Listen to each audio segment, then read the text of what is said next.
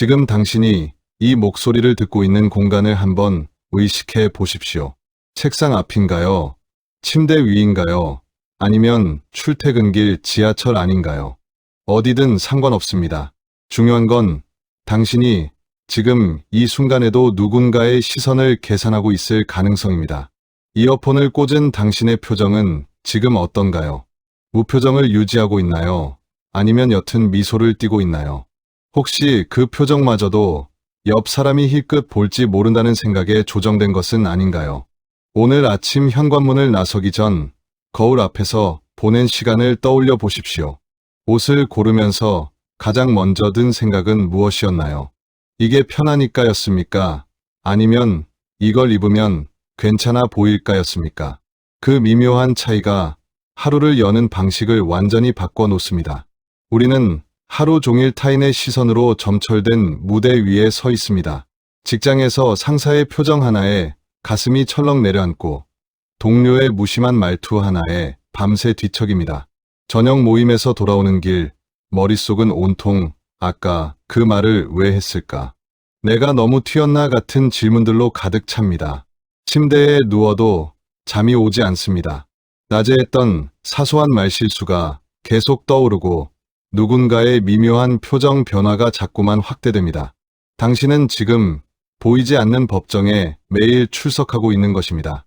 판사는 타인이고 피고인은 당신이며 죄목은 괜찮은 사람으로 보이지 못할지도 모른다는 것입니다.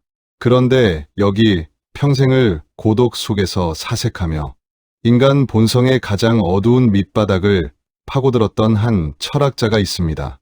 아르투어 쇼펜하우어. 그는 당신에게 아주 단호하게 말합니다. 제발 정신 차리십시오. 어차피 그들은 당신에게 쥐똥만큼도 관심이 없습니다. 이 말이 차갑게 들리나요? 그렇다면 제대로 들은 것입니다. 쇼펜하우어는 따뜻한 위로를 건네는 사람이 아니었습니다. 그는 채찍질에 가까운 진실을 쓰디쓴 현실 직시를 요구했습니다. 하지만 이 냉철한 철학자의 목소리에 귀를 기울이다 보면 역설적으로 당신은 뜨거운 해방감을 맛보게 될 것입니다.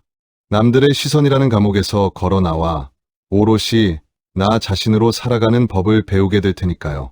지금부터 우리는 쇼펜하우어의 지혜를 빌려 당신을 괴롭히는 허영심과 인정, 욕구의 실체를 낱낱이 파헤쳐 보려 합니다. 이 여정은 편하지 않을 것입니다. 하지만 단단한 마음의 근육을 키우는 과정이기도 합니다. 준비되셨습니까? 타인이라는 지옥에서 벗어나 고독하지만 자유로운 당신만의 성체로 들어가는 첫걸음을 지금부터 시작합니다.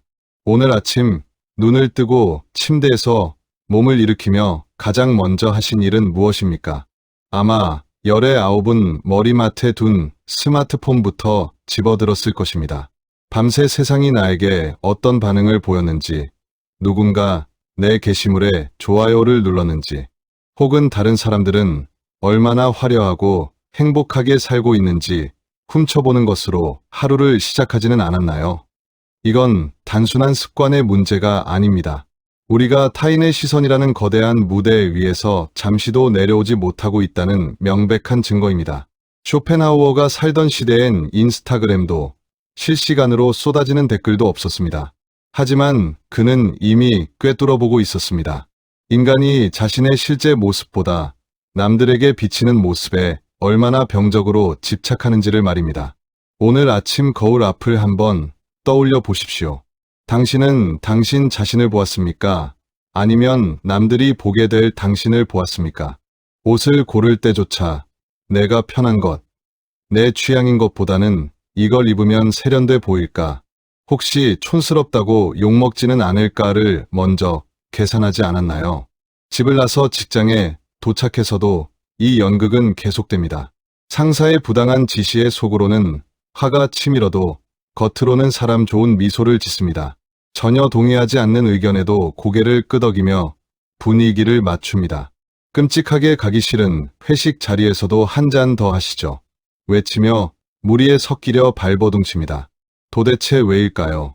바로 사회성이 부족한 사람, 까다로운 사람, 혹은 재미없는 사람으로 낙인 찍히는 게 죽기보다 두렵기 때문입니다. 당신은 그렇게 매 순간 타인의 판단이라는 법정에 서서 무죄 판결을, 아니 칭찬이라는 판결을 받아내기 위해 영혼을 팔아 변호하고 있는 것입니다. 하지만 그 대가는 너무나 참혹합니다. 남들에게 잘 보이기 위해 가면을 쓰고 연기하는 시간이 길어질수록 집에 돌아온 당신은 그야말로 탈진 상태가 됩니다. 마치 무거운 갑옷을 하루 종일 입고 전쟁터를 누빈 병사처럼 현관문을 닫는 순간 밀려오는 건 안도감이 아니라 깊고 어두운 공허함뿐입니다. 침대에 누워도 마음은 편치 않습니다. 낮에 했던 사소한 말실수가 머릿속을 맴돌고 상사의 미묘한 눈빛이 자꾸만 떠올라 이불을 걷어차게 됩니다. 그때 그 말을 하지 말았어야 했는데, 저 사람이 나를 어떻게 생각할까? 끝없는 자기 검열이 당신의 밤을 지배합니다. 쇼펜하우어는 이런 우리를 두고 인간이 타인의 견해라는 노예, 감독관 밑에서 강제 노역을 하고 있다고 아주 신랄하게 비판했습니다. 인생이라는 배의 선장은 마땅히 당신이어야 하는데 지금 키를 잡고 있는 건 당신이 아닙니다. 당신을 스쳐 지나가는 수많은 타인들, 심지어 당신이 별로 좋아하지도 않고 존경하지도 않는 그 사람들의 시선이 당신의 항로를 결정하고 있습니다. 당신이 원해서 가는 길이 아니라 남들이 그 길 좋아 보인다고 말해주니까 억지로 걷는 길이 얼마나 많습니까? 우리는 남들에게 부러움을 사기 위해 빚을 내어 좋은 차를 사고 여행지에서 풍경을 눈에 담는 대신 보여주기 위한 사진을 찍느라 시간을 허비합니다. 쇼펜하우어의 표현을 빌리자면 우리는 타인의 머릿속이라는 그 좁고 어두운 방 한 구석에 우리의 소중한 행복을 억지로 구겨 넣고 있는 것입니다. 그 방은 변덕스럽고 무관심하며 때로는 악의로 가득 찬 곳인데도 말입니다. 충격적인 진실 하나 말씀드릴까요? 당신이 밤새 입술을 깨물며 고민했던 그 말실수, 남들은 집에 가는 버스 안에서 이미 까먹었습니다. 그들은 당신에게 쥐똥만큼도 관심이 없습니다. 이건 비극이 아닙니다. 아주 통쾌한 희극입니다. 당신이 그들을 의식하며 밤잠을 설치는 동안 그들은 자신의 오늘 저녁 메뉴를 고민하거나 각자의 걱정거리에 빠져 당신의 존재 따위는 까맣게 잊고 있을 확률이 높습니다. 그런데도 우리는 보이지 않는 관객을 향해 끝없이 독백하고 박수갈채를 갈구하며 스스로 시들어갑니다. 남이라는 유령과 싸우느라 정작 나를 잃어버린 상태. 이것이 바로 지금 당신이 마주한 현실 아닙니까? 쇼펜하우어는 이런 우리를 보며 혀를 찰지도 모릅니다. 하지만 그의 냉소 뒤에는 깊은 연민이 숨어 있습니다. 그는 우리가 단순히 소심해서 자존감이 낮아서 이러는 게 아니라는 걸 알았습니다. 인간이라는 존재가 가진 본성적인 결함과 세상의 구조적인 모순이 우리를 이렇게 만들었다고 그는 말합니다. 이제 우리는 그 원인을 찾아 깊은 곳으로 내려가 보려 합니다. 도대체 왜 인간은 타인의 시선에서 단 한 발자국도 자유로울 수 없는가? 쇼펜하우어의 날카로운 메스를 들고 당신의 마음속 가장 깊은 곳을 해부해 볼 시간입니다. 도대체 왜 우리는 이토록 타인의 시선에 목을 매는 것일까요? 한번 곰곰이 생각해 보십시오. 왜 내 기분과 자존감이 타인이 던진 말 한마디에 천국과 지옥을 오가야만 하는지 말입니다. 쇼펜하우어는 이 기이한 현상의 뿌리를 파헤치기 위해 인간이라는 존재의 가장 깊고 은밀한 곳, 그 밑바닥을 들여다보았습니다. 그리고 그는 아주 불편하지만 결코 부정할 수 없는 충격적인 진단을 내립니다. 우리가 그토록 남의 평판에 집착하는 진짜 이유는 역설적이게도 우리 내면이 텅 비어있기 때문이라는 것입니다. 쇼펜하우어는 인간의 내면을 가난한 자의 빈 지갑에 비유하곤 했습니다. 지갑이 두둑한 부자는 남에게 돈을 구걸할 필요가 없습니다. 마찬가지로 내면이 정신적 보물로 가득 차 있는 사람은 남들이 나를 어떻게 생각하든 크게 개의치 않습니다. 그는 이미 스스로 충만하기 때문입니다. 하지만 우리는 어떻습니까? 대부분의 내면은 황량한 사막과도 같습니다. 혼자 있을 때 견딜 수 없는 지루함과 공허함을 느끼는 것이 바로 그 증거입니다. 내 안에 있는 것이 없으니 자꾸만 바깥에서 무언가를 가져와 채우려 합니다. 그것이 바로 타인의 관심과 인정입니다. 쇼펜하우어는 이를 두고 인간은 자기 자신의 가치에 대한 확신이 부족하기 때문에 끊임없이 타인에게서 그 확신을 수입해 오려 한다고 날카롭게 분석했습니다. 생각해 보십시오. 당신이 스스로를 진정으로 가치 있는 사람이라고 굳게 믿고 있다면 누군가가 당신을 무시한다고 해서 당신의 가치가 훼손된다고 느낄까요?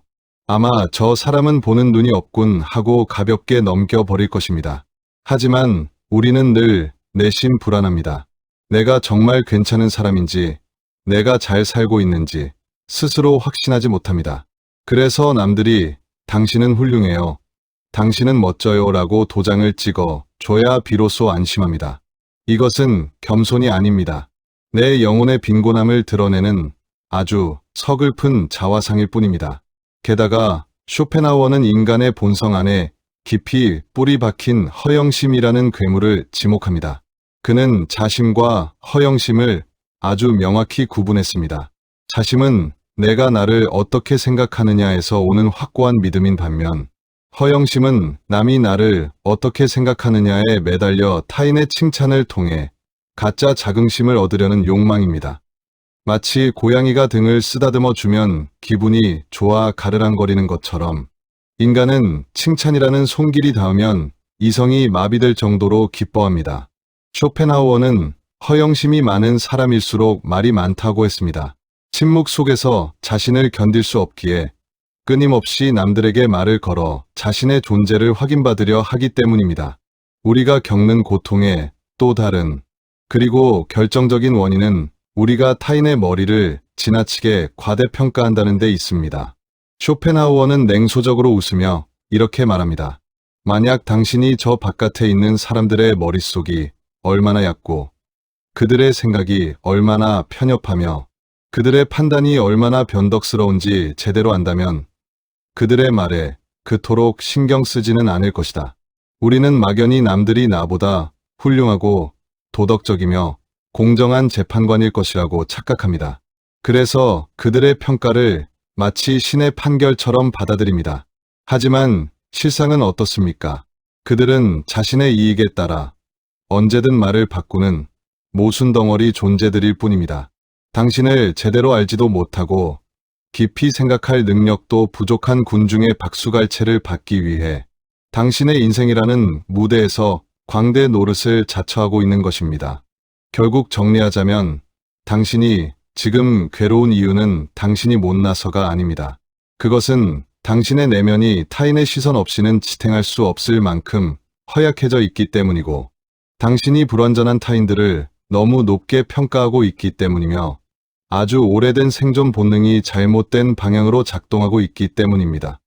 쇼펜하우어는 이 원인을 직시하는 것이야말로 치유의 시작이라고 말합니다. 병의 원인을 알았으니 이제 처방을 내릴 차례입니다. 빈곤한 내면을 무엇으로 채워야 하는지, 그리고 과대평가된 타인의 시선을 어떻게 제자리로 돌려놓아야 하는지 우리는 그 방법을 배워야 합니다. 당신, 이제 이 껍데기뿐인 인정 투쟁을 끝내고 싶지 않으십니까? 남들이 채워주는 가짜 자존감이 아니라 스스로 차오르는 진짜 자존감을 원하신다면 지금부터 다음 단계로 나아갈 준비를 해 주십시오. 쇼펜하우어의 철학적 메스는 이제 당신의 마음속 환부를 도려내고 그 자리에 단단한 살을 돋게 할 준비를 모두 마쳤습니다. 자, 그럼 진짜 치유를 위한 그 구체적인 방법론 속으로 함께 들어가 보실까요? 이제 우리는 쇼펜하우어가 준비한 가장 날카로운 수술대 위에 눕습니다. 그는 우리의 마음속 깊이 박혀있는 거대한 환상, 즉 타인의 시선이 중요하다는 그 질긴 착각을 아주 정교하게 도려내려 합니다. 쇼펜하우어는 아주 명쾌하게 인간이 가진 가치를 세 가지로 나누어 설명했습니다. 이 구분법은 우리가 왜 그토록 헛된 것에 매달려 왔는지를 단번에 깨닫게 해주는 강력한 렌즈와도 같습니다. 가장 먼저 그가 꼽은 것은 바로 인격입니다. 이것은 건강, 힘, 아름다움, 도덕성, 지성처럼 나 자신이 누구인가를 의미하는 나 자체의 본질입니다. 그 다음으로는 재산이나 물건처럼 내가 무엇을 가지고 있는지를 뜻하는 소유가 있습니다. 그리고 마지막으로 남들이 나를 어떻게 생각하는지, 명예나 지위 같은 평판이 있습니다. 여기서 쇼펜하우어는 아주 단호하게 선을 긋습니다. 인간의 행복에 있어 가장 중요한 것은 첫 번째, 즉 나 자신이 누구인가이다. 그는 나머지 두 가지, 소유와 평판은 본질적인 행복에 비하면 그저 껍데기에 불과하다고 일갈합니다. 하지만 우리의 모습을 한번 돌아볼까요? 우리는 평생을 그 두 번째인 돈과 세 번째인 평판을 얻기 위해 아등바등하며 살아갑니다. 정작 가장 중요한 첫 번째, 나 자신은 방치해 둔 채 말입니다. 이건 마치 겉만 번지르한 값비싼 보석, 상자를 구하느라 정작 그 안에 담겨야 할 소중한 보석은 잃어버리는 것과 다를 바 없습니다. 행복은 철저히 객관적인 조건이 아니라 주관적인 느낌에 달려 있습니다. 똑같은 풍경을 봐도 누군가는 경외로움을 느끼고 누군가는 지루해합니다. 그 차이는 풍경이 아니라 그것을 바라보는 사람의 내면에 있습니다. 그래서 쇼펜하우어는 내면이 풍요로운 사람은 타인의 평가나 외부 환경에 크게 좌우되지 않는다고 강조했습니다. 반대로 내면이 가난한 사람은 아무리 돈이 많고 남들이 우러러봐도 그 텅 빈 마음을 채우지 못해 끊임없이 불행할 수밖에 없다는 것입니다. 특히 쇼펜하우어는 세 번째 가치인 평판에 대해 가혹할 정도로 냉소적입니다. 우리의 행복이 타인의 머릿속에 들어있다면 그 행복은 너무나 불안정한 곳에 자리 잡은 것이다. 타인의 생각은 깃털처럼 가벼워서 바람 한 번에 흩어지고 파도처럼 변덕스러워 언제 우리를 덮칠지 모릅니다. 우리는 그 불안한 기반 위에 인생이라는 집을 지으려 하니 당연히 늘 불안하고 초조할 수밖에 없는 것입니다. 여기서 그는 충격적인 비유를 하나 던집니다. 타인의 평가는 사형 집행인과 같다. 사형수가 처형장으로 끌려가면서도 구경꾼들에게 멋있게 보이려고 수염을 다듬고 있다면 그 모습이 얼마나 우스꽝스럽겠습니까? 우리의 삶이 결국 죽음을 향해 가는 여정이라면 그 짧은 시간 동안 남들 눈에 어떻게 보일지 신경 쓰느라 나 자신을 돌보지 않는 것은 그 사형수의 허례허식과 다를 바 없다는 뼈아픈 지적입니다. 결국 쇼펜하우어의 통찰이 가리키는 핵심은 바로 무게 중심의 이동입니다. 지금 당신의 무게 중심은 당신 몸 밖에 타인들의 시선 속에 위태롭게 걸려 있습니다. 그 무게 중심을 다시 당신의 내면으로 나 자신이 누구인가로 끌어오라고 명령합니다. 남들이 나를 존경하든 경멸하든 그것은 그들의 생각일 뿐 나의 실체에는 아무런 영향을 주지 못한다는 사실을 깨달아야 합니다. 이 본질을 꿰뚫고 나면 세상이 조금 다르게 보이기 시작할 것입니다. 당신을 괴롭히던 상사의 눈빛은 그저 그 사람의 기분 탓으로 보일 것이고 친구들의 자랑은 그들의 허전함을 채우려는 몸부림으로 보일 것입니다. 그리고 거울 속에 비친 당신의 모습은 남에게 평가받기 위한 상품이 아니라 고유한 삶을 살아가는 존엄한 주체로 다가오게 될 테니까요. 자, 이제 우리는 환상을 걷어냈습니다. 타인의 인정은 행복의 필수 조건이 아니라 있으면 좋고 없어도 그만인 덤일 뿐이라는 것을 알게 되었습니다. 그렇다면 이제 이 깨달음을 안고 현실로 돌아갈 시간입니다. 구체적으로 어떻게 마음을 무장해야 이 시끄러운 세상에서 흔들리지 않을 수 있을까요? 쇼펜하우어는 이에 대해 아주 실천적이고도 단호한 태도를 제안합니다. 본질을 꿰뚫어 보았으니 이제는 그 통찰을 갑옷처럼 단단히 입고 세상 밖으로 나설 차례입니다. 쇼펜하우어는 단순히 남 신경 쓰지 마라 같은 뻔한 위로만 던지지 않습니다. 그는 아주 구체적이고 실천적인 태도를 제안합니다. 그가 우리에게 건네는 첫 번째 무기, 그것은 바로 고독입니다. 많은 분들이 고독을 외로움이나 쓸쓸함과 혼동하곤 합니다. 혼자 밥을 먹거나 주말에 약속이 없으면 마치 사회 경쟁에서 탈락한 사람처럼 불안해합니다. 하지만 쇼펜하우어에게 고독은 도피처가 아니라 자신을 지키는 가장 강력한 성체였습니다. 그는 이렇게 말했습니다. 인간은 혼자일 때만 온전히 자기 자신이 될 수 있다. 그러므로 고독을 사랑하지 않는 자는 자유를 사랑하지 않는 자다. 이 말이 얼마나 무겁게 다가오는지 느껴지십니까? 남들과 어울릴 때 우리는 필연적으로 가면을 씁니다. 분위기를 맞추기 위해 내 생각을 숨기고 상대방의 기분을 살피느라 나를 희생합니다. 엄밀히 말해 타인과 함께 있는 시간은 나의 자유가 일부 구속되는 시간입니다. 반면 홀로 있는 시간은 누구의 눈치도 볼 필요 없이 오직 나만의 생각, 취향, 리듬으로 존재할 수 있는 유일한 시간입니다.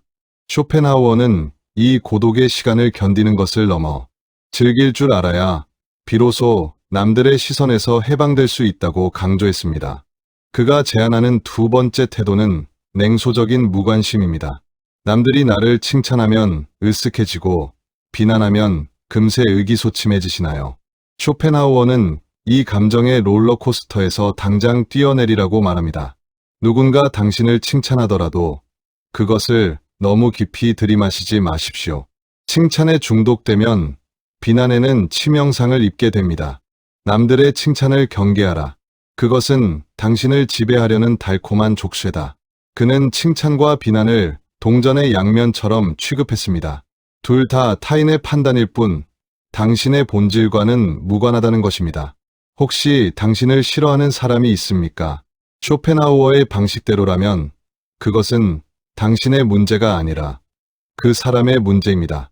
그 사람의 취향이나 열등감이 당신을 향해 투사된 것일 뿐입니다. 쇼펜하우어는 타인들의 머릿속을 쓰레기장에 비유하기도 했습니다. 그곳에 당신의 소중한 평판을 맡겨두지 마십시오. 누군가 나를 험담한다는 소리가 들리면 화를 내거나 해명하려 애쓰지 말고 차라리 이렇게 생각하십시오. 저 사람은 나에 대해 저것밖에 모르는군. 내가 가진 다른 단점들까지 알았다면 더 심하게 말했을 텐데 다행이다. 이 얼마나 통쾌하고 단단한 마음가짐입니까? 이것이야말로 진정한 강자의 여유입니다. 세 번째로 그가 강조한 것은 내면의 자산 늘리기입니다. 앞서 말했듯 우리가 남에게 매달리는 것은 내면이 가난해서입니다. 쇼펜하우어는 끊임없이 책을 읽고 사색하고 예술을 즐기며 내면의 밭을 경작하라고 권합니다. 내 안에 즐길 거리가 가득한 사람은 남들이 나를 찾지 않아도 심심하지 않습니다. 남들이 나를 알아주지 않아도 서운하지 않습니다. 나는 이미 내 안의 풍요로움으로 꽉 차 있으니까요. 스스로 빛을 내는 사람은 남의 조명을 필요로 하지 않는 법입니다.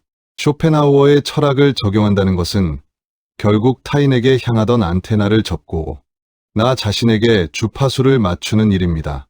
밖에서 들려오는 잡음에 일희일비하지 않고 남들이 이걸 어떻게 생각할까라는 질문을 내가 이것을 진정으로 원하는가로 바꾸는 연습입니다. 물론 하루아침에 되는 일은 아닙니다. 처음에는 고독이 두렵고 남들의 시선이 따갑게 느껴질 것입니다. 하지만 쇼펜하우어는 단호하게 말합니다. 세상에는 오직 두 가지 선택지만이 존재한다.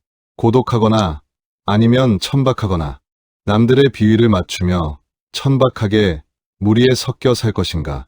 아니면 다소 외롭더라도 고귀하게 나 자신으로 살 것인가. 그는 당신에게 용기 있게 고귀한 고독을 선택하라고 권합니다. 남들이 당신을 아싸라고 부르든 특이한 사람이라고 부르든 상관하지 마십시오. 그것은 그들이 당신의 깊이를 이해하지 못한다는 증거일 뿐입니다. 당신은 이제 타인의 시선이라는 감옥을 부수고 나올 열쇠를 손에 쥐었습니다.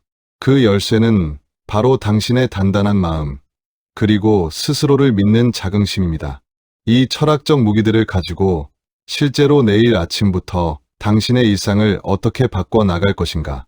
구체적인 행동 지침, 즉 당신의 삶을 혁명적으로 변화시킬 실전 매뉴얼을 쇼펜하우어의 목소리로 전해드리겠습니다. 지금까지 우리는 쇼펜하우어의 철학적 통찰을 통해 문제의 뿌리를 뽑고 고독이라는 단단한 갑옷까지 챙겨 입었습니다. 하지만 아무리 좋은 무기라도 써먹지 못하면 무용지물이겠죠. 이제 이 추상적인 지혜를 당신의 구체적인 일상으로, 내일 아침 출근길과 친구와의 저녁 모임으로 끌어올 차례입니다. 첫 번째, 두 번째 하며 억지로 번호를 매겨 외우실 필요는 없습니다. 그저 숨 쉬듯 자연스럽게 당신의 몸에 배어야 할 4가지 마음가짐을 이야기해 드릴게요. 첫 번째, 고슴도치가 되십시오. 너무 가까우면 찔리고 너무 멀면 춥습니다. 가족이라도 절친이라도 냉정한 30cm의 거리를 두십시오. 그것이 서로 오래가는 비결입니다. 쇼펜하우어가 즐겨 인용했던 고슴도치 우화를 아시나요? 추운 겨울날 고슴도치들은 서로의 온기가 필요해 모여들지만 너무 가까이 다가가면 서로의 날카로운 가시에 찔리고 맙니다. 그렇다고 너무 멀어지면 다시 추위에 떨게 됩니다. 결국 그들은 서로 찔리지 않으면서도 온기를 나눌 수 있는 적당한 거리를 찾아내게 됩니다. 이것이 바로 우리가 갖춰야 할 예의와 정중함의 본질입니다. 그러니 직장 동료나 지인들과 너무 가까워지려 애쓰지 마십시오. 모든 속마음을 털어놓고 베프가 되려고 하지도 마세요. 지나친 친밀함은 필연적으로 경멸이나 상처를 낳기 마련입니다. 겉으로는 정중하되 속으로는 냉철한 거리를 유지하십시오. 우리는 밥벌이를 위해 만난 사이일 뿐이다라는 담백한 사실을 인정할 때 오히려 상사나 동료의 말에 상처받지 않게 됩니다. 그들의 말은 당신의 가시권 밖에서 맴돌다 그저 사라질 테니까요. 두 번째, 침묵을 금처럼 여기는 태도입니다. 내면이 불안한 사람일수록 말이 많다고 했습니다. 침묵을 어색해하지 마십시오. 대화가 끊겼을 때 억지로 화제를 찾으려 허둥지둥하지 말고 차라리 그 정적을 편안하게 즐기세요. 특히 남들에게 내 자랑을 늘어놓고 싶은 유혹, 이것을 참아내야 합니다. 쇼펜하우어는 자신의 재능을 과시하는 것은 남들의 증오를 사는 지름길이라고 경고했습니다. 사람들은 본능적으로 자신보다 뛰어난 사람을 질투하고 깎아내리려 하거든요. 굳이 떠벌려서 표적이 되지 마십시오. 묵묵히 자신의 할 일을 하고 그 결과에 대해 스스로 만족하는 것으로 충분합니다. 당신의 가치는 입으로 설명할 때가 아니라 굳이 보여주려 하지 않아도 행동으로 자연스럽게 빛날 때 드러나는 법입니다. 세 번째, 당신만의 비밀 정원 가꾸기입니다. 하루 중 반드시 남들의 시선이 닿지 않는 당신만의 시간을 확보하십시오. 스마트폰을 끄고 누구의 방해도 받지 않는 30분, 아니 단 10분이라도 좋습니다. 이 시간만큼은 오직 나를 위해 쓰십시오. 책을 읽든 산책을 하든 멍하니 하늘을 보든 상관없습니다. 중요한 건 이 시간의 주인이 온전히 나여야 한다는 것입니다. 쇼펜하우어가 말한 내면의 부는 바로 이런 시간들이 차곡차곡 쌓여 만들어집니다. 이 비밀 정원이 풍성해질수록 바깥 세상의 소음은 점점 작게 들릴 것입니다. 나에게는 나만의 세계가 있다는 그 믿음직한 느낌이 당신을 타인의 평가로부터 자유롭게 해줄 것입니다. 네 번째, 타인을 풍경으로 바라보기입니다. 우리가 길가에 핀 꽃이나 나무를 보며 왜 저렇게 생겼지라고 화내거나 비난하지는 않습니다. 그저 저런 꽃이 있구나 하고 지나갈 뿐입니다. 사람들도 마찬가지입니다. 나를 험담하는 사람, 무례한 사람, 도무지 이해할 수 없는 행동을 하는 사람을 마주했을 때 감정적으로 얽히지 말고 그저 자연 현상처럼 바라보십시오. 세상에는 저런 종류의 인간도 서식하는구나 하고 관찰자의 시선으로 덤덤하게 넘기는 것입니다. 쇼펜하우어는 이를 두고 광물 표본 수집하듯 인간을 관찰하라고 했습니다. 돌멩이에게 화를 내는 것이 어리석듯 바꿀 수 없는 타인의 성격에 화를 내는 것 또한 에너지 낭비니까요. 그들을 당신의 인생 드라마의 조연으로 올리지 말고 그저 지나가는 배경화면으로 처리해 버리십시오. 이 마음가짐들이 당신의 하루에 스며들기 시작하면 정말 놀라운 변화가 일어날 것입니다. 남들의 눈치를 보느라 낭비했던 에너지가 나에게로 돌아오면서 삶의 생기가 돌기 시작할 것입니다. 억지 웃음을 짓지 않아도 되니 표정이 편안해질 것이고 남의 말에 휘둘리지 않으니 마음의 중심이 단단히 잡히겠죠. 당신은 이제 타인에게 잘 보이는 사람이 아니라 스스로에게 잘 사는 사람이 되어가고 있습니다. 남들의 박수갈채 대신 내면의 평화를 선택한 당신. 그 선택이 가져다 줄 자유는 당신이 상상하는 것보다 훨씬 더 달콤하고 강력할 것입니다. 자, 이제 정말 마지막 단계입니다. 이 긴 여정의 마침표를 찍고 당신을 세상으로 다시 내보내기 전 꼭 가슴에 새겨야 할 쇼펜하우어의 최후의 한마디가 남아 있습니다. 쇼펜하우어의 목소리를 빌려 당신에게 간곡히 전하고 싶은 말이 있습니다. 부디 이 말을 당신의 심장에 깊이 새기시길 바랍니다. 인생은 너무나 짧습니다. 우리가 흔히 말하듯 덧없이 흘러가는 이 시간 속에서 당신은 언제까지 타인이라는 관객을 위해 연기만 하다가 무대에서 내려오시겠습니까? 쇼펜하우어는 인생의 후반부에 접어들수록 시간의 속도가 무섭게 가속된다고 했습니다. 지금 당신이 남의 눈치를 보며 주저하는 이 1분, 1초가 먼 훗날에는 엄청난 돈을 주어도 살 수 없는 귀한 생명의 조각들임을 잊지 마십시오. 그러니 제발 부탁합니다. 남들에게 사랑받으려 구걸하는 그 비굴한 손짓을 이제는 멈추십시오. 나 좀 봐주세요. 나 좀 인정해주세요 라고 외치며 보채는 당신. 마음속 어린아이를 이제 그만 달래 재워야 합니다. 당신이 아무리 발버둥쳐도 타인은 당신을 온전히 이해할 수 없습니다. 그 불가능한 이해를 갈구하며 상처받는 것은 자애와 다를 바 없는 행동입니다. 당신을 싫어하는 사람의 마음을 돌리려 애쓰지 마십시오. 그 에너지를 차라리 당신 자신을 사랑하는데 쏟으십시오. 당신을 떠나는 사람을 붙잡지도 마십시오. 그들은 그저 당신의 인생이라는 열차에서 내릴 때가 되어 스쳐가는 승객일 뿐입니다. 혹시 두려우신가요? 남들이 나를 이상하게 보면 어쩌지? 무리에서 배제되면 어쩌지라는 공포는 전부 허상입니다. 쇼펜하우어는 죽음을 앞둔 노인의 시선으로 세상을 보라고 했습니다. 죽음 앞에서는 남들의 평판도, 명예도, 비웃음도 모두 먼지처럼 사라집니다. 결국 남는 것은 오직 내가 내 삶을 살았는가 하는 질문뿐입니다. 남들의 시선이 두려워 시도조차 하지 않았던 일들, 남들의 기준에 맞추느라 포기했던 꿈들이야말로 마지막 순간 당신을 가장 괴롭힐 후회가 될 것입니다. 그러니 오늘 당장 당신을 옥죄던 그 무거운 가면을 벗어던지십시오. 억지 미소를 거두고 무표정할 권리를 되찾으십시오. 싫은 것은 싫다고, 좋은 것은 좋다고 말하십시오. 당신의 취향이 남들과 다르다고 해서 숨기지 말고 혼자 밥을 먹는다고 해서 초라해하지도 마십시오. 오히려 그 고요한 시간을 즐기며 스스로에게 가장 맛있는 식사를 대접하는 것입니다. 남들이 입는 유행하는 옷이 아니라 내가 입고 싶은 편한 옷을 입고, 남들이 가는 핫플레이스가 아니라 내가 가고 싶은 조용한 벤치를 찾으십시오. 쇼펜하우어는 고통을 견디는 힘뿐만 아니라 무시할 수 있는 용기를 요구합니다. 세상의 소음에 귀를 닫고 당신 내면의 목소리에 볼륨을 높이십시오. 타인의 칭찬은 덤으로 여기고 타인의 비난은 소음으로 여기십시오. 당신의 행복을 결정할 권리를 절대 남에게 양도하지 마십시오. 그 권력은 오직 당신만이 쥐고 있어야 할 왕권입니다. 세상은 끊임없이 당신에게 더 사교적이 되어라, 더 인맥을 넓혀라 라고 강요할 것입니다. 하지만 쇼펜하우어는 단호히 말합니다. 넓은 세상으로 나가려 하지 말고 깊은 내면으로 침잠하라.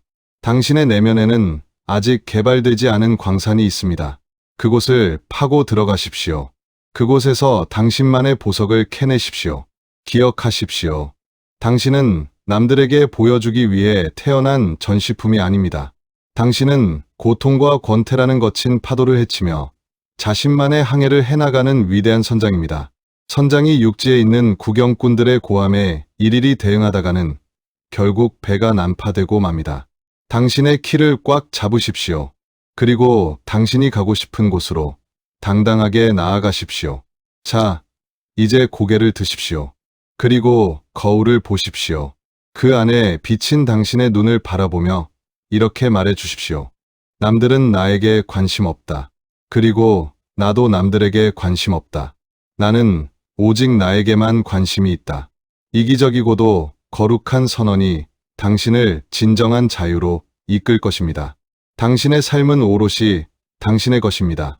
누구도 대신 살아주지 않고 누구도 대신 책임져 주지 않습니다. 그러니 이제 그만 타인의 시선이라는 감옥문을 박차고 나오십시오. 밖에는 차갑지만 그 어느 때보다 상쾌한 자유의 공기가 당신을 기다리고 있으니까요. 우리는 지금까지 아르투어 쇼펜하우어라는 고독한 안내자의 손을 잡고 타인의 시선이라는 짙은 안개 숲을 헤치며 여기까지 걸어왔습니다. 처음 이 이야기를 시작할 때 당신의 어깨를 짓누르던 그 보이지 않는 시선의 무게가 지금은 조금이라도 가벼워졌기를 진심으로 바랍니다. 우리가 함께 확인한 진실은 아주 명확했습니다. 남들은 나에게 관심이 없다는 것. 그 차갑지만 너무나도 다행스러운 진실 말입니다. 그것은 결코 비극이 아니었습니다. 오히려 우리 삶을 짓누르던 짐을 내려놓게 하는 희극이자 구속이 아닌 해방의 메시지였습니다. 우리는 그동안 존재하지도 않는 감옥에 스스로를 가두고 보이지도 않는 간수에게 굽신거리고 있었던 것입니다. 하지만 이제 그 감옥문은 활짝 열렸습니다. 아니, 사실 애초에 잠겨있지도 않았던 그 문을 당신이 스스로의 힘으로 열고 걸어 나온 것입니다. 쇼펜하우어가 평생을 바쳐 우리에게 가르치려 했던 것은 단 하나, 바로 자기 자신으로 존재하는 법이었습니다. 세상이 아무리 시끄럽게 떠들어도 남들이 손가락질을 하거나 비웃어도 당신의 내면에 단단한 뿌리가 있다면 당신은 결코 흔들리지 않습니다. 오래된 고목이 바람에 가지는 흔들릴지언정 뿌리째 뽑히지 않는 것처럼 말입니다. 이제 당신의 마음속에는 고독이라는 이름의 견고한 성체가 하나 지어졌습니다. 앞으로 살아가며 힘들고 지칠 때마다, 세상의 소음이 당신을 괴롭힐 때마다 주저 말고 그 성체 안으로 들어가십시오.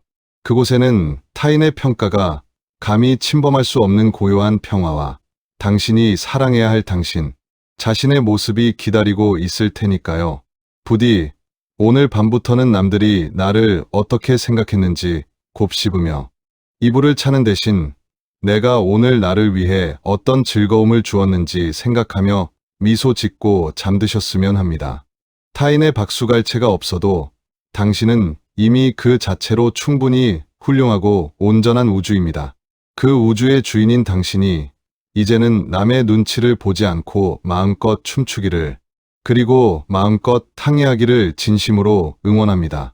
당신의 고독이 더 이상 외로움이 아닌 누구보다 단단한 긍지가 되기를 바라며 이제 당신 곁에서 전하던 저의 이야기는 여기서 줄이겠습니다.